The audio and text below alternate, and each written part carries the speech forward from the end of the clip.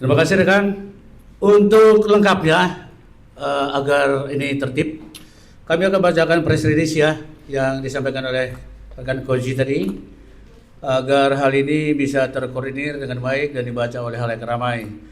Laporan polisi dugaan penyamaran dan fitnah yang diajukan Saudara Joko Widodo di Polda Metro Jaya baru sebatas undangan klarifikasi seperti yang dinyatakan oleh tadi rekan Koji.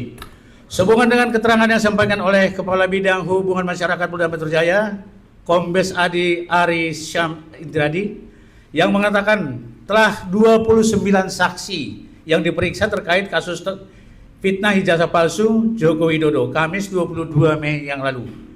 Tim advokasi anti kriminalisasi akademis dan aktivis selanjutnya cukup disebut tim advokasi, menyampaikan sikap dan tanggapan sebagai berikut. Ada 4 poin. Pertama, tim advokasi menegaskan kepada publik dan kepada aparat kepolisian bahwa tahapan pemeriksaan kasus yang dilaporkan oleh Saudara Joko Widodo baru sampai pada tahap klarifikasi. Jangan lupa, klarifikasi itu penting. Hal ini dibuktikan dengan adanya undangan klarifikasi kepada sejumlah pihak, termasuk yang diajukan kepada Pak Roy Suryo, Resmen Syanipar, Rizal Fadila, Kurnia Triyorani, Tauzia, ya Ibu Tifa lah yang terkenal ya, Tias Syuma, Damai Hari Lubis, Rustam Effendi, hingga rekan Egi Sujana.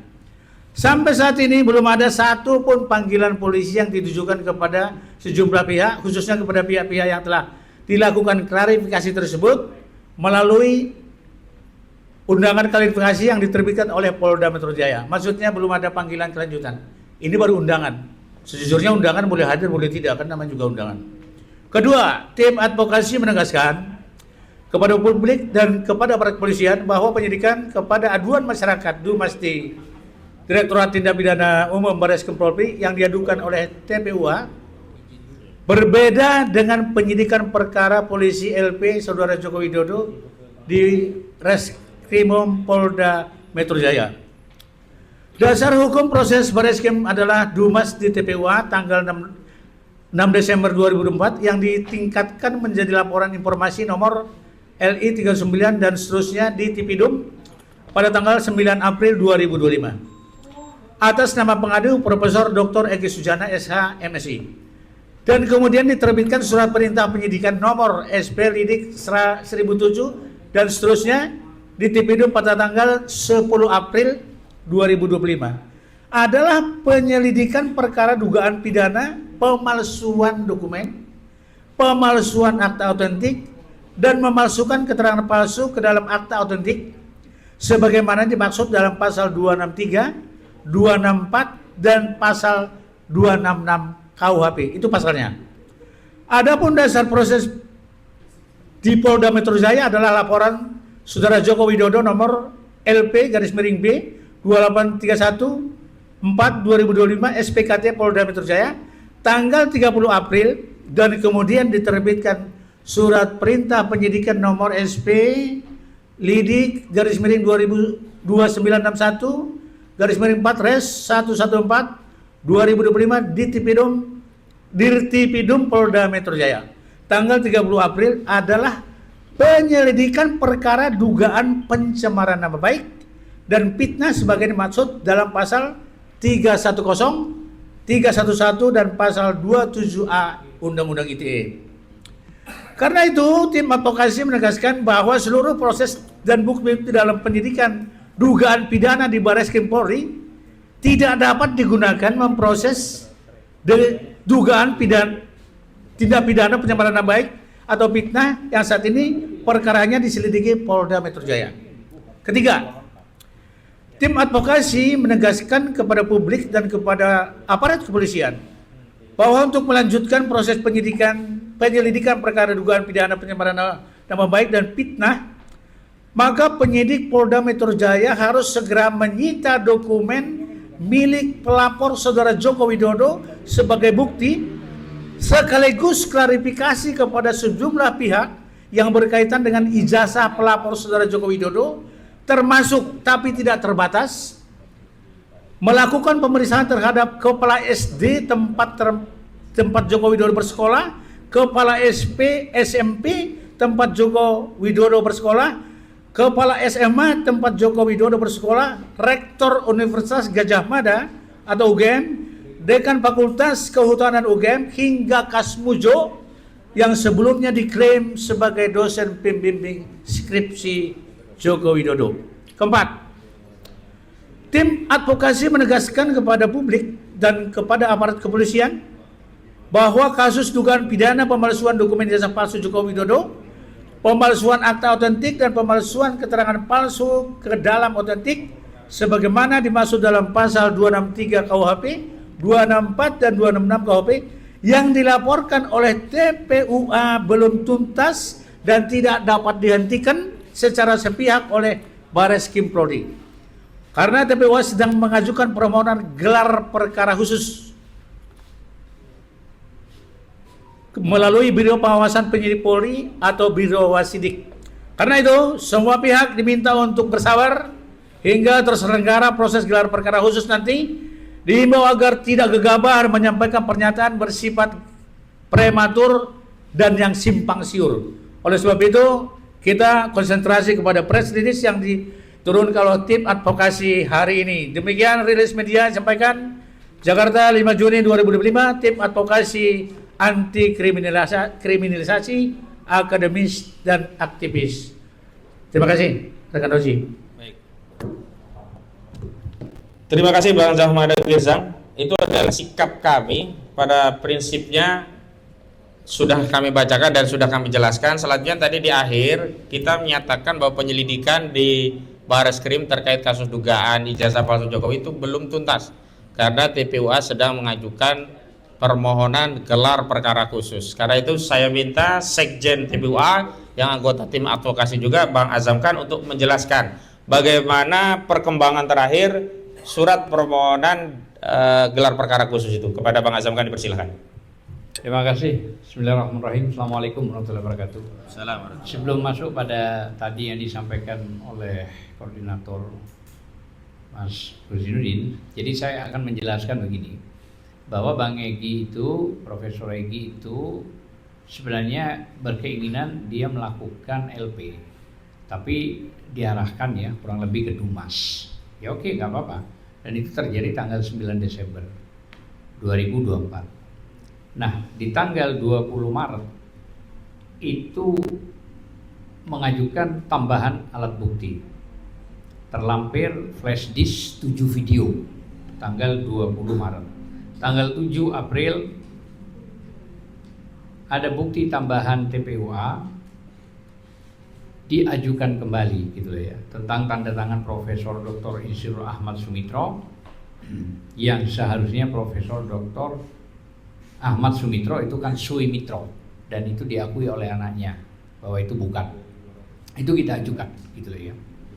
Nah, selanjutnya juga tanggal 24 April, tanggal 15 April itu pada saat berangkat mau ke mana itu Jogja dan ke Solo, itu memang Bang Egy nggak ikut karena sakit ya. Nah, tanggal 24 diwakili oleh 3 orang lah ya, dari Bang DHL, dari TPUA ya, Mbak Kurnia, termasuk Bang Rizal. Nah, tanggal 24 Bang DHL itu diperiksa ke Mabes Polri ya, sambil lalu menambahkan juga bukti. Nah, terkait dari apa yang disampaikan tadi, nah kita kan bicara Perkap ya, Perkap 6 2019 itu pasal 31 tentang tindak pidana penyidikan. Itu kan ada 2, yang gelar perkara biasa sama gelar perkara khusus. Artinya dibolehkan untuk mengajukan itu, nggak ada masalah gitu ya. Nah, pada saat itu tanggal 26 itu kita sudah mengajukan ke beberapa tempat, termasuk juga ke Karowasidik. Sudah ada tanda terima kita ya dari Karowasidik itu tanggal 26 bulan April ya. Ya, sudah kita ajukan, ini tanda buktinya ya.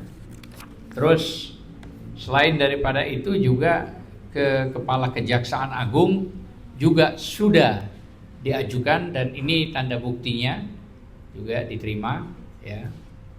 Terus yang ketiga ini ada tim ulama permohonan gelar perkara. Ini kan menyangkut soal masalah gelar perkara khusus ya. Nah, karena keterkaitan proses apa yang diajukan Prof. Egy ini 6 bulan belum dapat LP, tahu-tahu dihentikan, ya kan? Karena dihentikan, maka ini kan nggak fair, gitu loh. Artinya kenapa sih kok dihentikan ini, orang mau diproses masih berjalan, gitu loh ya. Nah itulah masalahnya, makanya TPUA ini dengan tim gabungan mengajukan untuk gelar perkara khusus karena memang diatur di Perkap itu ya, tadi yang saya sebut itu pasal 316 2019 itu gitu loh ya. Kan ada 2 tadi yang saya sebut. Salah satunya khusus gitu loh ya. Nah, ini juga sudah dapat kita juga tanda terima dari Komisi Kepolisian Nasional. Kompolnas ya, sudah juga dapat tanda terimanya gitu ya. Dan termasuk juga ini sudah kita dapat dari Kabareskrimnya ya, sudah dapat juga, dan dari Kapolri dan Wakapolri sudah juga dapat sudah kita masukkan semua itu ya, termasuk kepada Presiden juga ya diajukan ya, sudah dikirim semuanya. Nah artinya sudah clear. Hanya kita di sini minta ada audensi. Nah audensi ini yang kita ajukan ke Irwasum. Nah ini juga tanggalnya 26 Mei juga diajukannya ya. Nah ini kita pengaduan dan permohonan audensi dan kita sudah dapat juga suratnya. Tapi kan di sana yang menentukan kapan audensi itu. Artinya kalau dari tim kita, ya tim kriminalisasi juga menyesuaikan. Ya itu yang bisa saya sampaikan, bahwa pentingnya proses ini karena apapun alasannya, jangan sampai ada kriminalisasi dalam konteks ini. Kita harus fair. Artinya fair di sini jangan hukum dikuasai sepihak dengan pesanan sepihak, ya kan? Terus rakyat menjadi korban kriminalisasi. Padahal ini kan logikanya sangat sederhana kok. Tunjukkan aja selesai kok soal ini, gitu loh ya. Panggil aja ahli-ahli forensik, panggil aja ahli digital, panggil aja ahli telematika dan apapun, dikumpulkan supaya terbuka aja. Cuma urusan sederhana kok. Kenapa sih harus begini gitu loh.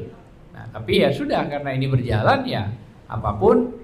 Tadi juga sempat disinggung oleh koordinator Ahmad Ghosinuddin, jangan sampai juga menakut-nakuti rakyat. Banyak yang mau jadi tersangka itu nggak boleh begitu. Apalagi ini yang pernah dilihat di salah satu stasiun televisi, salah satu lawyer menunjukkan bergol, itu sudah tidak pada tempatnya. Dan itu kan pengancaman, itu nggak boleh begitu. Jadi secara etika itu sudah pengawur sudah itu. Dan itu menunjukkan arogansi yang seolah-olah dia itu hebat, padahal justru itulah menelanjangi dirinya sendiri. Yang bisa megang borgol itu adalah penyidik, itulah ya. Dan mungkin kejaksaan juga bisa melakukan itu. Selain dari itu nggak ada. Seorang advokat itu dituntut dalam sumpahnya pasal 4 itu harus objektif, baik, gitu loh ya.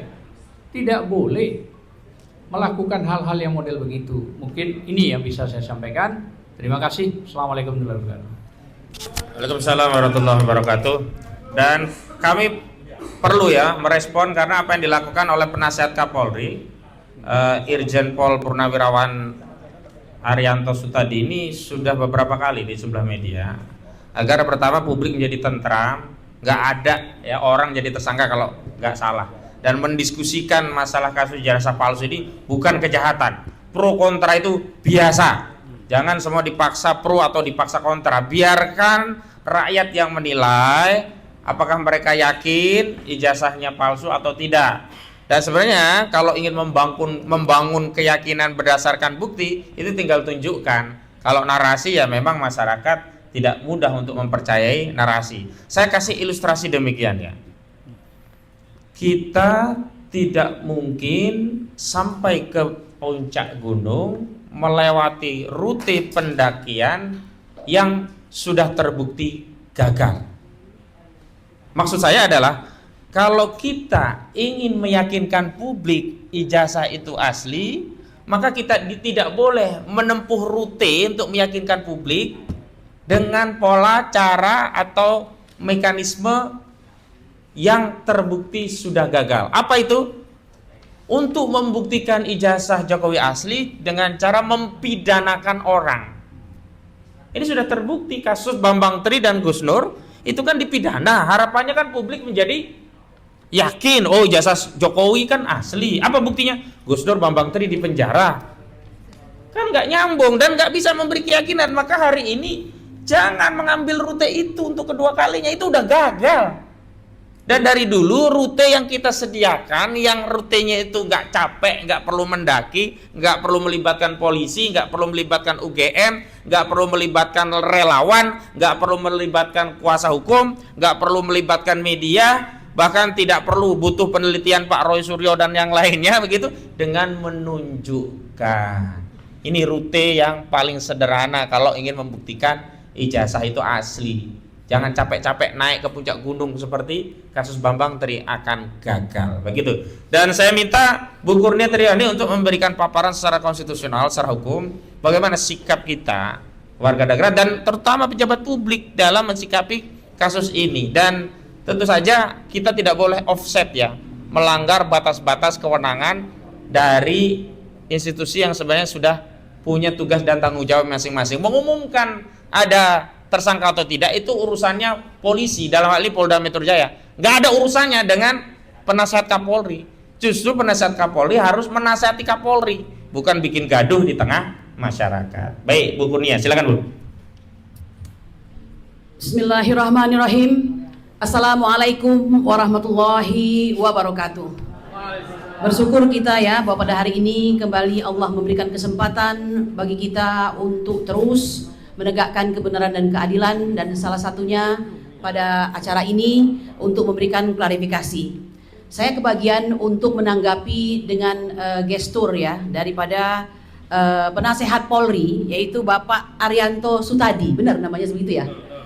Saya ingin mengatakan begini sebagai permulaan ya, bahwa dalam azas fiksi hukum semua orang itu dianggap mengetahui keberadaan dan keberlakuan hukum. Tidak peduli apakah dia tamatan UGM atau tidak, ataukah dia hanya tamat SD, SMP, dan SMA. Tapi semua orang dianggap mengetahui hukum. Ya, nah dalam hal ini, apabila ada rakyat yang menginginkan untuk mengetahui suatu informasi publik, let's say itu adalah ijazah daripada pemimpinnya barangkali yang sedang dipermasalahkan, maka ini sebenarnya bukanlah suatu hal yang merupakan perbuatan kriminal ya. Ini adalah hak konstitusi. Dua undang-undang, yaitu undang-undang tentang keterbukaan informasi publik serta perlindungan data pribadi, tidak ada satupun dalam kedua undang-undang tersebut yang memberikan dasar hukum bagi seorang pejabat publik untuk mengkriminalisasi rakyat yang mempertanyakan hal tersebut ya. Patut ini digarisbawahi. Nah oleh karena itu kami ingin mengatakan, terkadang kita bertanya, siapa yang sesungguhnya membisiki mantan presiden kita ini jika dia tidak mengerti tentang undang-undang informasi publik, keterbukaan publik, dan undang-undang perlindungan data pribadi, ya, siapa yang membisiki ini? Sehingga setiap orang yang bertanya itu harus dipolisikan begitu. Patut kita pertanyakan ini. Nah, mengenai Bapak Arianto Sutadi ini, memang kalau kita tonton ya acara debat, kemudian diskusi di televisi, ini apa yang beliau sampaikan ini menyakiti hati rakyat. Maka jangankan saya sebagai kuasa hukum atau mungkin sebagai terlapor ya, saya sebagai rakyat Indonesia pembayar pajak tidak sudi mendengarkan keterangan yang demikian itu. Ya, mengapa? Karena beliau dalam salah satu acara itu menggunakan kata-kata ini adalah pertarungan antara dua kelompok. Yang satu adalah pembenci Joko Widodo, yang satunya lagi bersimpati kepada Joko Widodo. Pemilihan diksi ini saja sudah menunjukkan ada disparitas, diskriminasi, keberpihakan, dan menurut saya itu jahat sekali ya. Nah sekarang saya balik, bagaimana kalau saya katakan ke Bapak ya, bahwa kata-kata yang menyatakan bahwa ini adalah merupakan perseteruan antara dua kelompok, saya tambahkan ini ya, yaitu orang yang membenci kezoliman Jokowi, Yang satunya lagi saya tambahkan kelompok yang bersimpati pada kezoliman Jokowi. Enak nggak didengar? Enggak kan? Jadi gunakanlah kata-kata ya, yang kata-kata itu tidak Anda gunakan untuk membela atau berpihak, tapi lakukan tugas Anda yang pada saat ini adalah sebagai penasehat ahli Kapolri. Namanya saja ahli, berarti kan di atas orang rata-rata begitu ya. Apalagi yang dinasehati adalah Kapolri begitu. Nah kemudian makin banyak lagi ini, baru sekitar beberapa jam yang lalu lah, karena sedang merespon tentang pengadilan yang ada di Sleman dan di Surakarta ya. Beliau dengan sangat lincah mengatakan bahwa ini akan ada banyak tersangka, karena di Polda nanti itu tentang bukan hanya soal pencemaran nama baik dan fitnah, tapi juga tentang provokasi serta penghasutan. Ini Bapak sebenarnya paham atau tidak masalah ini ya? Anda dalami dulu, baru Anda sampaikan di Polda itu apa urusannya begitu ya. Jangan kebencian Anda kepada suatu kaum itu membuat Anda ngawur dalam memberikan informasi kepada masyarakat Indonesia. Apalagi kapasitas Anda adalah sebagai staf ahli Kapolri ya. Bapak Ibu sekalian, narasi yang paling sering kita dengarkan lagi, kelompok-kelompok yang dia sebut dengan pembenci Jokowi itu adalah kelompok yang dia sebut dengan HTI, FPI, gerombolan sakit hati karena kalah pilpres dan sebagainya. Ayolah Pak, ya jangan Anda gunakan kata-kata tersebut, karena itu akan semakin mendowngrade Anda yang sudah pada level ahli tadi begitu ya. Ini yang perlu saya sampaikan. Akan tetapi Bapak Ibu sekalian, saya tidak bisa berharap banyak. Ya, jadi mohon maaf kalau kami akhirnya berpendapat bahwa pernyataan Bapak Arianto Sutadi sebagai staf ahli Kapolri itu tidak lepas kaitannya dan harus dipahami bahwa beliau ini sebagai purnawirawan Pati ya, perwira tinggi Polri yang juga duduk sebagai pimpinan Polri. Ya, tentu saja ya, barangkali beliau berpihak kepada kepentingan Polri saat ini. Jadi jangan sampai kami akan berprasangka dan praduga buruk bahwa kita tahu Polri hari ini adalah Kapolri yang terlama menjabat posisinya, dan beliau itu siapa, nanti saya jadi salah lagi ngomongnya ini ya. Tetapi itu adalah fakta di masyarakat yang tidak bisa dibantah, tapi mungkin tidak banyak orang mampu mengatakannya. Nah jadi kami tahu bahwa beliau tidak akan dalam hal ini ya, melihat dari beberapa statementnya di media massa, akan membela atau adil dalam hal ini. Nah oleh karena itu, fungsi daripada klarifikasi hari ini saya kira banyak gunanya ya, untuk Bapak Arianto Sutadi membenah diri agar besok kalau tampil lagi di televisi, tampillah sebagai bayangkari negara ya, bukan bayangkari seseorang. Saya kira demikian ya. Jadi begitu Bang Ahmad Rosinuddin yang bisa saya sampaikan ya. Nah sekali lagi saya ingin menyampaikan bahwa sudah selayaknya presiden, mantan presiden, yaitu orang yang sesungguhnya adalah orang yang bukan orang biasa ya. Beliau itu tetap dalam hidupnya akan terus menyandang orang yang luar biasa. Apa buktinya bahwa beliau orang luar biasa? Setelah beliau tidak lagi menjabat sebagai presiden, bukankah beliau berhak mendapat gaji yang disebut dengan pensiunnya itu ya? Yang itu menunjukkan bahwa dia tidak biasa, dia adalah pensiunan presiden begitu. Dan beliau bukankah mendapatkan hadiah dari negara berupa rumah yang di Colomadu itu yang nilainya hampir 100 miliar dan sebagainya. Nah oleh karena itu bertingkahlah yang baik, bertingkahlah yang sesuai dengan hukum, karena pada dasarnya pada saat kita berada pada posisi saling kontra seperti ini, hukumlah sebagai panglima. Jadi demikian yang bisa saya sampaikan. Wabillahi taufiq wal hidayah. Assalamualaikum warahmatullahi wabarakatuh. Waalaikumsalam warahmatullahi wabarakatuh. Baik, terakhir sebelum nanti kami buka termin tanya jawab, karena ada salah satu pihak yang diklarifikasi hadir, yang beliau ini klien kami, Pak Roy Suryonoto di Projo, dan itu kami mohonkan beliau untuk menyampaikan mungkin pandangan terima kasih karena selama ini ternyata masyarakat membersamai perjuangan beliau. Silakan Pak Roy. Ya. Terima kasih. Bismillahirrahmanirrahim. Assalamualaikum warahmatullahi wabarakatuh. Pertama-tama sebelum semuanya, marilah kita panjatkan doa kepada Allah Subhanahu wa taala, semoga saudara-saudara kita yang hari ini sedang menunaikan puncak ibadah haji berjalan dengan lancar dan semua bisa dilindungi dan mendapatkan ridho serta mabrur dari Allah Subhanahu wa taala. Terima kasih sebelumnya kepada Saibul Bait kita ya, Pak Ahmad Yani. Kemudian ini di samping saya ini Pak Ahmad ini benar-benar kalau ini membersamai, karena ketika saya dilakukan periksa, beliaulah yang membersamai saya dan hebat sekali memegang rekor kecepatan ya. Gara-gara beliau ini saya cepat sekali. Pak Jamada, terima kasih atas penguatannya. Tentu kepada sahabat kita, saudara kita Bang Ahmad Kosinudin selaku koordinator tim non litigasi, bersama dengan Pak Petrus Celestinus selaku koordinator tim litigasi, Pak Hasamkan sekjen kita ini juga luar biasa dalam melakukan advokasi, dan tentu saja saudari saya ya, Ibu Kurnia Tridayani yang bersama-sama dengan kita semua, dan semua teman-teman yang lain, termasuk yang paling ujung korlap kita Pak Rustam. Baik, saya sebenarnya tidak perlu untuk menambahkan apa yang tadi disampaikan. Yang disampaikan oleh kawan-kawan lawyer ini luar biasa ya. Jadi ini sudah ahlinya hukum dibandingkan hukum gitu ya gitu. Jadi saya tidak akan menambahkan sedikit pun ya. Saya setuju dan sepakat semuanya, karena ini adalah kesepakatan kita bersama untuk melawan kezoliman yang ada. Jadi artinya kalau tadi Ibu Kurnia Tridayani menyampaikan, sebenarnya ini ada dua kelompok yang membela orang yang zolim dengan kelompok yang mengutamakan kejujuran. Setuju tidak? Setuju. Nah itu aja yang dipakai. Jadi kalau mau diadu domba, tapi sebenarnya kita tidak mau diadu domba. Baik oleh Pak Arianto ya, sayang banget ya, beliau itu bintang 2 polisian tapi statementnya kayak gitu, atau yang belagak menjadi polisi kemarin ya gitu, Baba Borgol ya gitu.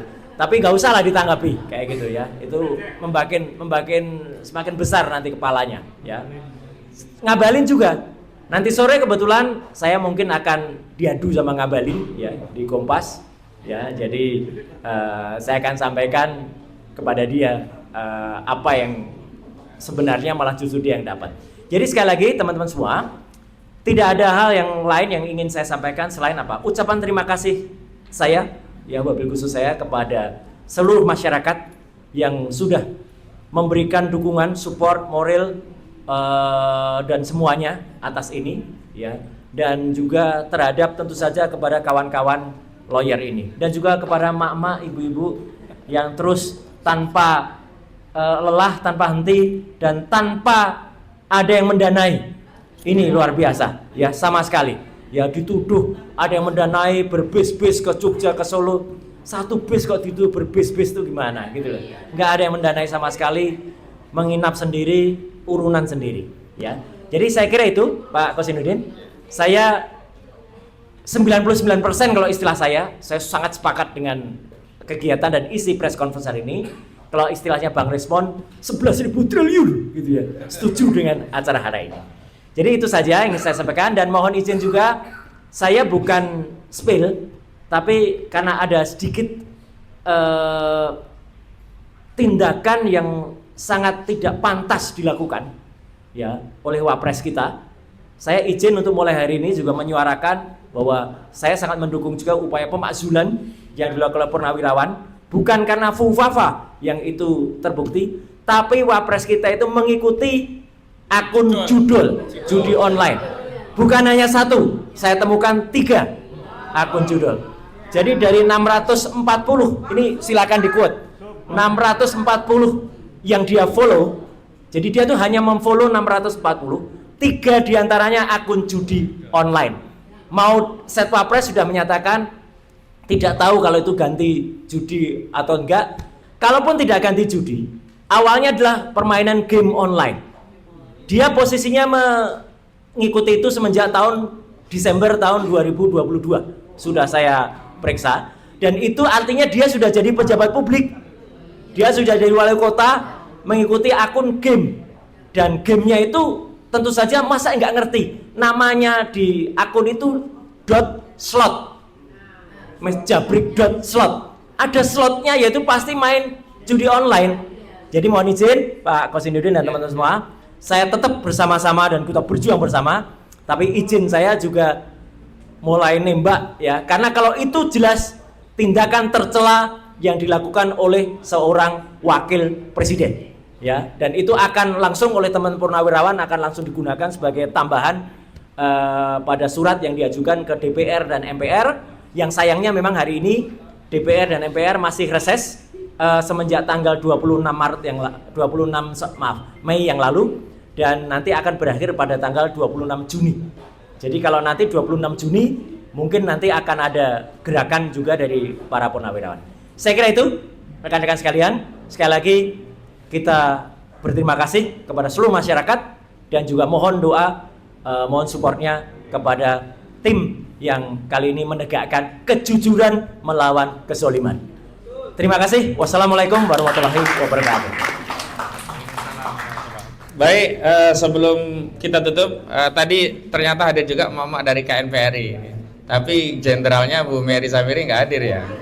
Ya, juga mama dari Aliansi Rakyat Menggugat, jenderalnya juga nggak hadir nih Bu Melandari. Tapi ada Bu Susi, Bu Tita dan yang lainnya. Terima kasih Ibu-ibu, ini menambah semangat juang kita. Ternyata kita tidak sendirian, kita didukung oleh banyak masyarakat. Baik, rekan-rekan media, ada pertanyaan silakan. Pak Edi Mulyadi yang pertama, ada lagi? Silakan. Ya, Pak Edi dulu, silakan Pak. Kapolri. Oh ya, Arianto Sutadi ya.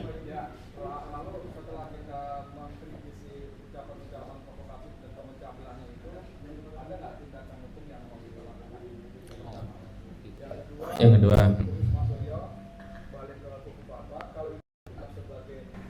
memfollow akun judol itu sebagai tindakan tercela, tercelanya di mana?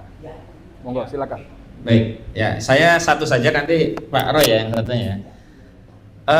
Semangatnya, kenapa kami kompres dan menyampaikan itu, dan saya minta juga Bu Kurnia menyampaikan nasihat atau kritik kepada Pak Arianto tadi, itu semangatnya adalah amar ma'ruf nahi mungkar, mengingatkan. Lalu apa tindakannya setelah itu? Ya kita lihat. Mudah-mudahan dengan diberi nasihat terbuka seperti ini, beliau bisa mengukur diri, mawas diri, dan introspeksi diri. Sehingga ke depan statementnya menggunakan ungkapan atau bahasa narasi-narasi yang menyatukan, meneduhkan, memberikan solusi, bukan sebaliknya ya, membuat masyarakat justru khawatir atau cemas. Walaupun saat ini saya yakin masyarakat nggak peduli dengan statement seperti itu, tapi sebagai sebuah bangsa yang besar, alangkah eloknya jika para pejabat, apalagi kelasnya penasehat Kapolri, itu mendidik rakyat dengan statement yang beradab, bermartabat, dan menyejukkan. Itu ya Pak Edi Mulyadi. Tapi untuk yang kedua saya langsung ke Pak Roy yang menjawab. Silakan Pak Roy. Ya. Baik, terima kasih. Jadi Bapak dan Ibu, saya jawabnya singkat saja. Siapa orang Indonesia yang menolak kalau bermain judi itu tidak melanggar hukum? Iya kan? Atau tidak tercela gitu. Atau jadi jelas bermain judi mau offline mau online itu adalah melanggar hukum. Saya mohon maaf bukan pemerhati hukum, mungkin ada pasalnya apa, judi itu pasal berapa. Yang jelas apa?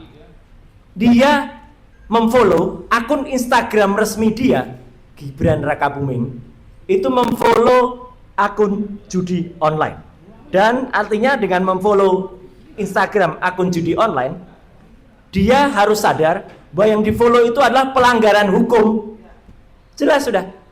Pelanggaran hukum adalah tindakan tercela, apalagi dilakukan oleh orang yang dipercaya menjadi orang nomor 2 di Indonesia.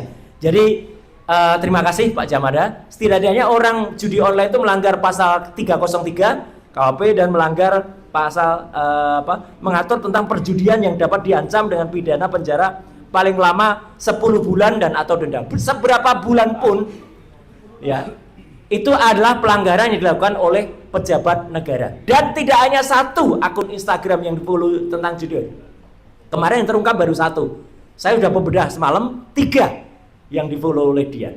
Jadi kalau semua orang dianggap mengerti hukum, apalagi seorang wakil presiden, dia harus lebih mengerti hukum. Dan ini sudah dijawab oleh Sekretariat Wapres.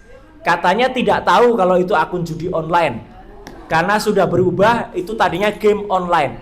Come on, game online itu namanya tidak ada slotnya. Kalau ada slotnya itu jelas. Dan dia sudah, saya ulangi sekali lagi, dia sudah mengikuti akun itu semenjak bulan Desember tahun 2022. Hari ini memang sudah di-unfollow, tapi masih ada satu yang lupa, dia belum unfollow hari ini ya. Setelah ini mungkin ya. Setelah ini mungkin dia. Jadi sekali lagi itu Pak Edi, saya tidak terima kasih Pak Jamada tadi sudah diinfokan, tapi saya kira pasalnya bukan hanya itulah. Ya, karena pasal untuk pemakzulan itu ada ya, pasal 7 atau apa itu yang nanti akan, dan ini sekaligus support kita, gantian kita support kepada senior-senior kita di Purnawirawan TNI, Forum Komunikasi Purnawirawan, agar ini menjadi hal. Jadi kalau kemarin dikatakan, oh itu kan sudah lewat, yang MK 90 sudah lewat, FUFAFA juga sudah lewat, lah ini baru dilakukan dia, jadi existing dia ketika menjadi wali kota dan setelah menjadi wakil presiden. Terima kasih. Assalamualaikum warahmatullahi wabarakatuh. Jadi kalau untuk pasalnya Bang Edi itu terkenal, ada geng Sambo dulu kan konsorsium 303 itu judi begitu. Dan memang di pasal 7A Undang-Undang Dasar 1945 sebagai salah satu syarat pemakzulan presiden dan wakil presiden itu diatur tentang perbuatan tercela. Ya kita lihat nanti DPR MPR seperti apa. Kita dukung purnawirawan prajurit TNI yang sudah menyatakan 8 poin sikap, yang salah satunya adalah agar Saudara Gibran Rakabuming Raka dimakzulkan. Ada lagi yang lain? Ada? Yang lain? Ya, Ibu, silakan Bu. Enggak, satu lagi. Siapa? Oh, ya, silakan. Ya, yang pertama adalah apa yang akan dilakukan oleh tim ini apabila gelar perkara khusus nanti ditolak oleh Polda. Yang kedua, Bukan Polda ya, Bareskrim ya. yang kedua, apakah ada upaya dari tim ini untuk menggugat Presiden Jokowi secara pribadi nantinya? Terima kasih. Baik, oke. Yang pertama memang untuk dapat dilakukan gelar perkara khusus itu harus atas perintah atasan penyidik. Dalam hal ini pengawas penyidik, yakni Biro Pengawas Penyidik Bareskrim Mabes Polri. Dan karena itulah kami meminta agar dilakukan gelar perkara khusus. Tapi bagaimana kalau tidak dilakukan? Nah, jalan yang mungkin kami tempuh diantaranya opsinya adalah menggugat secara perdata perbuatan melawan hukum sejumlah pihak, baik Bareskrim, baik Biro Wasidik, Kapolri, termasuk Joko Widodo, termasuk UGM, termasuk Dekan Fakultas Kehutanan UGM, termasuk Pak Kasbujo, agar kita kalau nggak bisa digelar perkara di Mabes Polri, kita gelar perkara di pengadilan negeri. Setuju? Ya, itu sekaligus menjawab pertanyaan kedua. Oke ya, cukup demikian. Terima kasih atas atensinya. Kurang lebihnya mohon maaf. Wassalamualaikum warahmatullahi wabarakatuh.